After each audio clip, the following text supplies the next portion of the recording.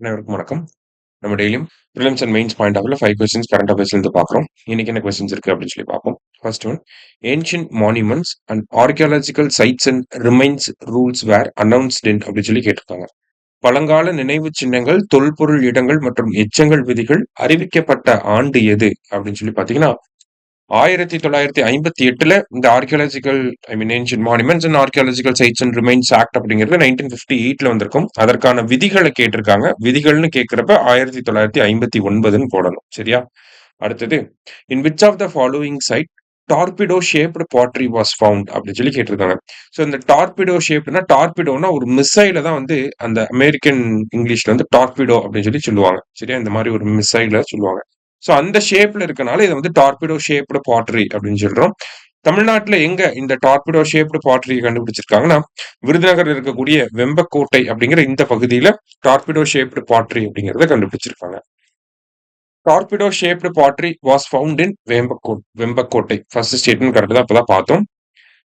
Historians say that these vessels were used to transport liquid goods such as olive oil and wine from Roman and Middle Eastern regions. இந்த torpedo shaped பாட்ரியில என்ன கொண்டு வருவாங்க அப்படின்னு சொல்லி பாத்தீங்கன்னா, olive oil, wine இந்த மாதிரியான விஷயங்கள் ரோமானிய பேரரசு கிட்ட இருந்து, மத்திய கிழக்குல இருந்து இந்த வைன், ஆலிவ் ஆயில்லாம் கொண்டு வரதுக்காக பயன்பட்டு இருக்கு அப்படின்னு சொல்லி சொல்றாங்க.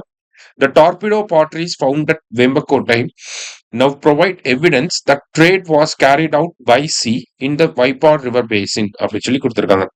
அதாவது அந்த வைப்பார் ஆற்றுப்படுகை அந்த ரீஜியன்ல வந்து பாத்தீங்கன்னா கடல்வழி வாணிகம் அப்படிங்கிறதும் இருந்திருக்கு அப்படிங்கறத ப்ரூவ் பண்ற மாதிரி இந்த டார்பிடோ ஷேப்டு பாட்ரி வந்து நமக்கு வந்து நிரூபணம் ஆயிருக்கு அப்படிங்கறத சொல்றாங்க. மூணுமே கரெக்ட் ஸ்டேட்மெண்ட் தான். ஆல் ஆர் கரெக்ட் அப்படிங்கிறது கரெக்ட் ஆன்சர். அடுத்தது, how many weeks of maternity leave is allowed in India? இந்தியாவில் எத்தனை வாரங்கள் மகப்பேறு விடுப்பு அனுமதிக்கப்படுகிறது அப்படின்னு சொல்லி பாத்தீங்கன்னா 26 வாரங்கள். சரியா? இந்த 26 வாரத்தை எப்படி பிரிக்கிறாங்கன்னா, 26 weeks of maternity leave, 8 weeks before delivery and 18 weeks after delivery is allowed in India. 26 வாரங்கள் இப்படி பிரிக்கிறாங்க. பிரசவத்துக்கு முன்னாடி 8 வாரம், பிரசவத்துக்கு அப்புறம் 18 வாரம் அப்படின்னு சொல்லி பிரிக்கிறாங்க. சரியா? அடுத்தது, the Supreme Court has allowed 12 weeks of paid maternity leave to all adoptive mothers அப்படின்னு சொல்லி கொடுத்திருக்காங்க. நேத்து ஜட்ஜ்மெண்ட் இது. முன்னாடி வந்து பாத்தீங்கன்னா, நீங்க இப்ப குழந்தைய வந்து தத்தெடுக்க போறீங்க அப்படின்னா, நீங்க ஒரு 3 மாசம் பிறந்து 3 மாசமா ஆன குழந்தைய தத்தெடுத்தா மட்டும்தான் உங்களுக்கு 12 வாரம் வந்து என்ன கொடுப்பாங்க அப்படின்னா, அந்த மேட்டர்னிட்டி லீவ் வந்து கொடுப்பாங்க. அடாப்ட் பண்ணியிருந்தாலுமே 3 மாசத்துக்கு பிறந்து 3 மாசமே ஆன குழந்தைய அடாப்ட் பண்ணாதான் அது 12 வாரம் மேட்டர்னிட்டி லீவ் அப்படிங்கிறது கொடுப்பாங்க. சோ அது வந்து டிஸ்கிரிமினேட்டரியா இருக்கு அப்படின்னு சொல்லி அடாப்ட் பண்ணக்கூடிய எல்லாருக்குமே வந்து இந்த 12 வாரங்கள் வந்து மேட்டர்னிட்டி லீவ் கொடுக்கணும் அப்படின்னு சொல்லி சொல்லியிருக்காங்க.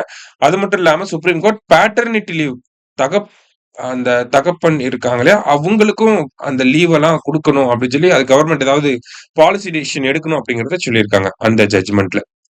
சோ நெக்ஸ்ட் வந்து பாத்தீங்கன்னா, the provisions related to maternity leave is dealt in Code of Social Security 2020 அப்படின்னு சொல்லி கொடுத்திருக்காங்க. இதுவும் கரெக்ட் தான். முன்னாடி மேட்டர்னிட்டி பெனிஃபிட் ஆக்ட் 1961ல இது எல்லாத்தையும் டிஸ்கஸ் பண்ணியிருப்பாங்க. இப்ப அது எல்லாமே கோட் ஆஃப் சோஷியல் செக்யூரிட்டி கீழே வந்துருச்சு. சோ ஆல் ஆர் கரெக்ட் அப்படிங்கிறது கரெக்ட் ஆன்சர். இன்னைக்கு 5 கொஸ்டின்ஸ் பார்த்திருக்கோம். தேங்க்யூ.